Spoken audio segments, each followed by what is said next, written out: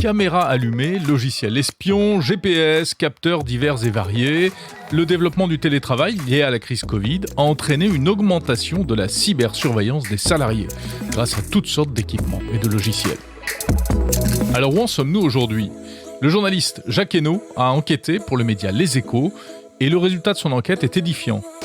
La cybersurveillance est encore une réalité dans certaines entreprises, parfois de manière totalement illégale. Jacques Hainaut. C'est la hausse du télétravail qui a effectivement provoqué ce mouvement de panique chez les managers et qui a, pour certains, fait qu'ils ont installé des mouchards, par exemple, des logiciels espions pour voir tout ce qu'on fait sur notre ordinateur.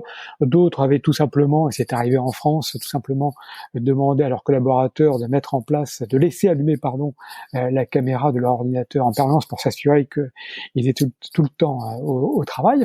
Il y a eu un moment, la suite bureautique de Microsoft Office 365 comportait un outil d'évaluation de la productivité des salariés. Donc, on pouvait comparer la productivité d'un salarié avec la productivité des membres de son équipe, de l'ensemble de l'entreprise, etc. Ça s'est passé en fin 2020. Microsoft a fait marche arrière dès que, apparemment, beaucoup de personnes s'en sont rendues compte. Mais voilà, donc ça peut être tout simplement un outil de productivité tout à fait banal, comme une suite bureautique. Et puis, il y a tout ce qui est illégal en France. Et donc, c'est tout ce qui est mouchard, logiciel qui va regarder tout ce que l'on tape sur notre clavier et qui va permettre de voir si effectivement on est en train de connecter. Il y a tous les mouchards qui vont voir tout ce que l'on fait sur Internet. Les mouchards qui vont voir toutes les applications qui sont ouvertes sur notre ordinateur et qu'est-ce qu'on en fait. Donc, ces applications sont interdites en France, mais voilà, elles peuvent être achetées et on sait qu'effectivement, dans beaucoup de grandes entreprises respectent le droit parce qu'il y a suffisamment d'instances de contre-pouvoir pour dire attention, là on a un problème, etc. Par contre, beaucoup des juristes que j'ai consultés, interviewés pour cet article, effectivement mettent en garde que il peut y avoir des problèmes dans des petites structures parce que le patron de la petite structure n'est pas forcément au fait du droit qu'il doit respecter.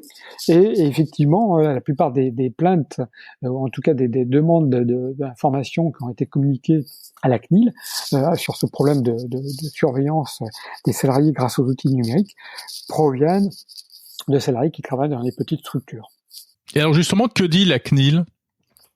Alors la CNIL, elle dit, elle met en avant le RGPD, donc la réglementation générale de la protection des données, qui était une réglementation au niveau européen qui était appliquée en France, et qui dit, oui, l'entreprise a de toute façon, l'employeur a le droit de surveiller le travail de son salarié, puisque le salarié, lorsqu'il est sur son temps de travail, il est à la disposition de son employeur. Mais ce droit doit respecter d'abord la vie privée.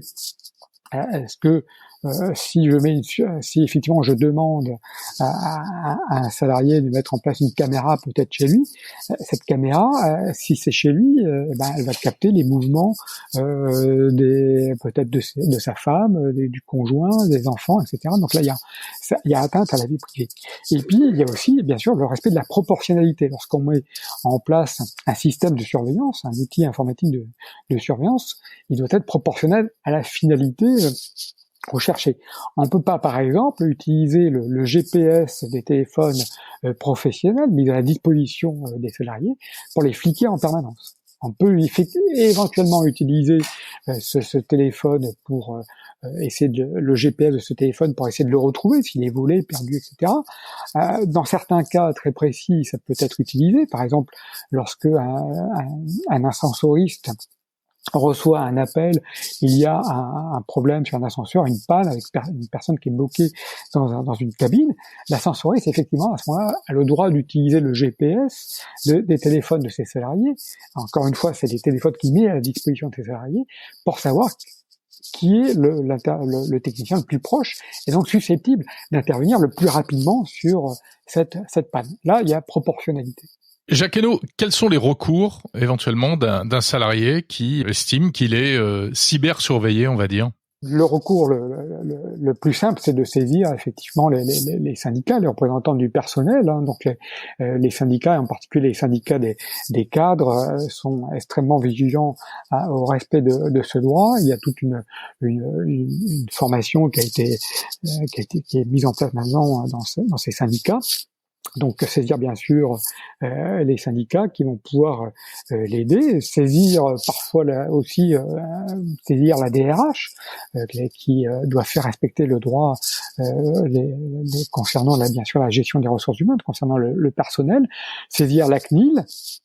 Donc les voies de recours sont assez nombreuses et heureusement, de plus en plus de personnes, de plus en plus d'instances sont maintenant sensibilisées à ce type de problèmes voilà, il y a des failles qui existent. Donc on raconte souvent l'exemple de cette qui a été donné, qui s'est passé dans une banque où il y avait une caméra de surveillance, donc qui a pris sur le fait un employé d'une banque en train de voler, voilà. Mais toute la démarche de licenciement à la suite de cette prise sur le fait a été annulée parce que en fait les instances du personnel n'avaient pas été averties, mais au courant de l'installation de cette caméra. Donc ça peut aller jusque-là, jusqu'à la remise en cause d'un licenciement, même s'il y a effectivement le fait est bien établi, mais si la caméra n'avait pas été déclarée légalement, eh bien tout est annulé. Merci Jacques Hainaut, journaliste aux Échos.